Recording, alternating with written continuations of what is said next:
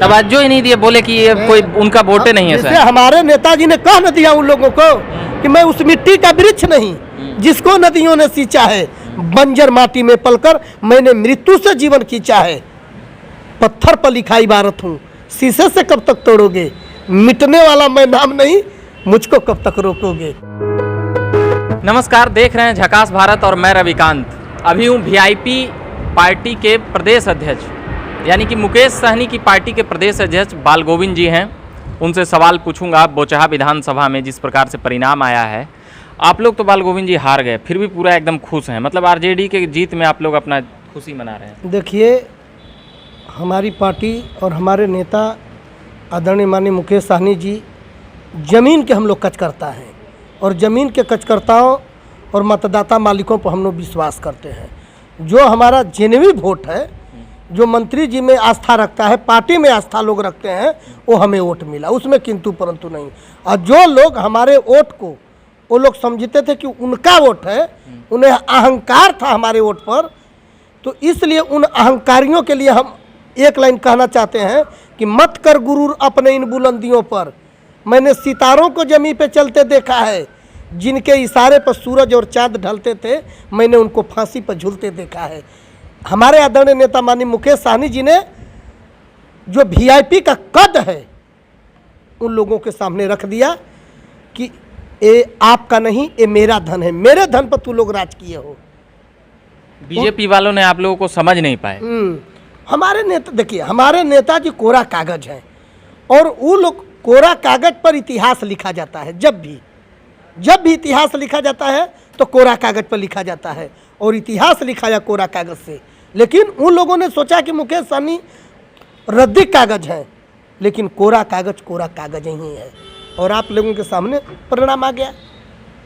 जिस प्रकार से परिणाम आया, क्या आप लोगों ने कैंडिडेट जैसे रमई राम की बेटी थी तो वहाँ पर तो क्या उनका जैसे मंत्री थी तो इस कारण से 30,000 आया है या और भी कुछ? नहीं, मेरा वोट है कि उनकी बेटी पहले नहीं लड़ी थी, अगले बार 20 में लड़ी थी ना, 2-2,500 वोट आया था।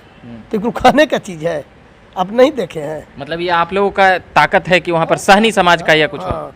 सहनी समाज है, अति पिछड़ा समाज है, वीआईपी परिवार का वोट है। जो वीआईपी में लोग आस्था रखने वाले हैं, जो हमारे नेताजी में आस्था रखने वाले हैं, वो वोट है। जैसे कई लोग कह रहे हैं कि हम जिताए हैं, जैसे कि कह तो रहे हैं ना, भूमियार जाति कह रही है हम जिताए हैं, चिराग पासवान की पार्टी कहेगी कि हम जिताए हैं, असल में जिताए। अब उन कहने वाले लोग क्या क्या कहेंगे, उससे हमसे क्या मतलब है। हमें अपने पार्टी से ना मतलब है, पार्टी को ना मजबूत करना है, हम अपने वोट का ना भागी हैं। कौन जिताया कौन नहीं जिताया, वहाँ के सारे मतदाता मालिक जिताए। अब तो सारे लोग कहेंगे कि हम जिताए, है कि नहीं? सारे लोग कहेंगे कि हम जिताए, लेकिन हकीकत आप लोग खुद सर्वे करने वाले हैं, खुद पता चल जाएगा कि कौन रोल गोल्ड है, कौन गोल्ड है।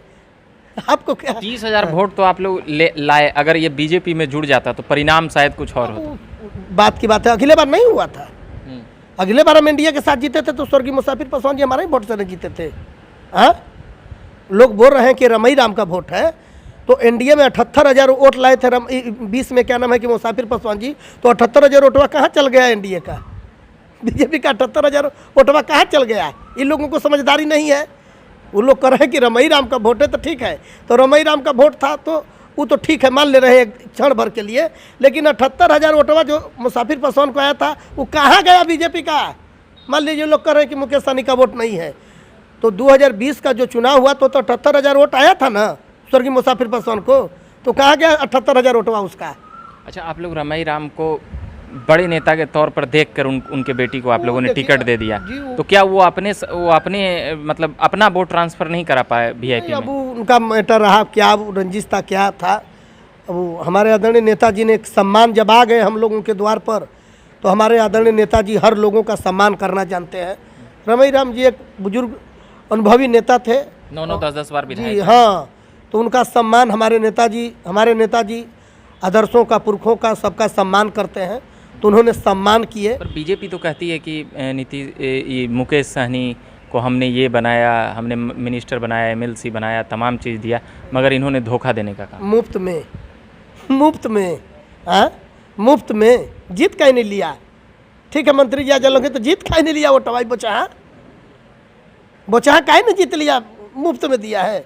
11 जगह वोट लेकर 74 जगह जीते हो, उन लोगों को नैतिकता यदि उन लोगों में मानवता है तो जो हमारे वोट पर लोग जीते हैं उन लोगों को इस्तीफा दे देना चाहिए कि नहीं नहीं नहीं भाई मुकेश सहनी का वोट हमको नहीं चाहिए, दे दे इस्तीफा। उन लोग तनी से भी उन लोगों में नैतिकता है, मानवता है तो छोड़ दे हमारे वोट को। हमारे वोट का तू कौन मालिक है? मतलब कि पूरी तरह से कह सकते हैं अब भविष्य में अब बीजेपी में, जैसे कि बीजेपी अभी तो छोड़ दी है, फिर बाद में बीजेपी में आप लोग समझ में आए बीजेपी को कि हमारा लॉस लग रहा है तो साथ ले ले। वो हम सब नेताजी के, हमारे आदरणीय नेताजी सब करेंगे। अभी हम लोग जमीन पर काम करेंगे। जहाँ जहाँ बीजेपी मतलब चुनाव लड़ेगी वहाँ वहाँ आप लोग टक्कर, वो समय बताएगा। देखिए, कहने का मतलब है कि जिस दिन किसी भी क्षेत्र में आप हथियार धर कर सो जाइएगा तो लोग सोचेगा कि हमसे डर कर सो गया और हम लोग लड़ने वाले हैं। ठीक है, हमारी इतनी आस्था पवित्र है कि लोग देखते हैं कि जब नाव हमारा समाज चलाता है तो उस नाव पर हर मजहब धर्म के लोग नाव पर बैठते हैं और नदी की लहरों में हमारी आस्था इतनी रहती है कि उस पार से इस पार कर देते हैं और वो लोग खुशी खुशी चल जाते हैं। कभी सुने हैं कि निषाद समाज नैया डुबाया है बीच मझधार में किसी का? राम जी का भी नैया पार लगा, राम जी को हमने पार किया है क्या भाई? नहीं, आज तक ली। हमारी आस्था पवित्र है। हमारी तो इतनी आस्था है कि गुरु द्रोण को मैंने अंगूठा दान दिया, जो हमें तिरस्कार भी किए थे, फिर भी हमने अपने दिल में बसा कर अंगूठा दिया। हमारी इतिहास देख लीजिए, हम लोग साफ सुथरा रहने वाले जात है। बीजेपी ये सब चीजें समझ नहीं पाई। अरे बीजेपी अब खुदे कहते हैं कि क्या कहे, हमने तो अफसोस तो कर रही होगी ना, जिससे वो लोग हमारे नेता को कुछ नहीं समझ रहे थे, तवज्जो ही नहीं दिए, बोले कि ये कोई उनका वोटे नहीं है सर। हमारे नेताजी ने कह न दिया उन लोगों को कि मैं उस मिट्टी का वृक्ष नहीं जिसको नदियों ने सींचा है, बंजर माटी में पलकर मैंने मृत्यु से जीवन खींचा है।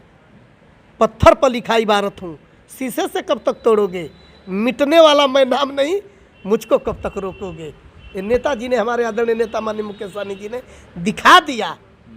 और उन लोगों से, आप कब से हैं वीआईपी में? स्थापना काल से या पहले किसी और पार्टी में? जी, वो पहले थे हम लोग कहीं, लेकिन जब से हमारे आदरणीय नेताजी से हमारा आशीर्वाद मिला 15 से, तो नेताजी का हमको आशीर्वाद मिला और हमने भगवान से बेसी विश्वास मैं अपने नेता पर ही करता हूँ।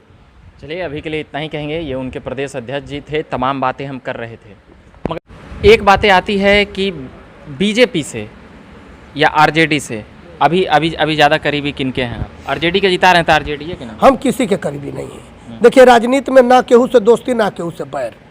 राजनीति में किसी से हमारी दोस्ती नहीं है तो किसी से हमारी बैर नहीं है। मतलब फिर से बीजेपी का उस समय क्या होगा क्या नहीं होगा, हम फिलहाल अपने पार्टी को मजबूत करने जा रहे हैं। हम अति पिछड़ा पर, दलित पर, अल्पसंख्यक पर और क्या नाम है कि जनरल पर, हर वर्ग के लोगों को पार्टी सम्मान देगी और पार्टी में बहुत अच्छे से लोग जुड़ रहे हैं और पार्टी को हमें मजबूत करने पर हम लोग विचार कर रहे हैं। हमें किसी का शिकवा शिकायत पर हम दिमाग नहीं लगाते हैं। अपना खाए और दूसरा का गुण गाए। नीतीश कुमार जी को लेकर क्या? वो बिहार के मुख्यमंत्री हैं भाई, तो उनको क्या कहेंगे? हम कुछ कह कर क्या करेंगे? हम किसी पर टिप्पणी नहीं करेंगे। बस एक ही चीज़ पर कहेंगे कि हम अपने पार्टी को मजबूत करने पर हम लोग दिमाग लगा रहे हैं कि हमारी पार्टी बेहतर कैसे काम करे, हमारे पार्टी बेहतर काम कैसे करे, हमारी पार्टी जमीन स्तर पर कैसे मजबूत हो, जो जमीनी कार्यकर्ताओं का जो जमीनी जो समस्या है वो कैसे हल होगा, उस स्तर तक हम लोग जाने के लिए काम कर रहे हैं। हम लोग किसी शिकवा शिकायत से क्या मतलब है। अभी के लिए इतना ही कहेंगे। बने रहिए झकास भारत के साथ। मेरा नाम हुआ रविकांत कश्यप। धन्यवाद।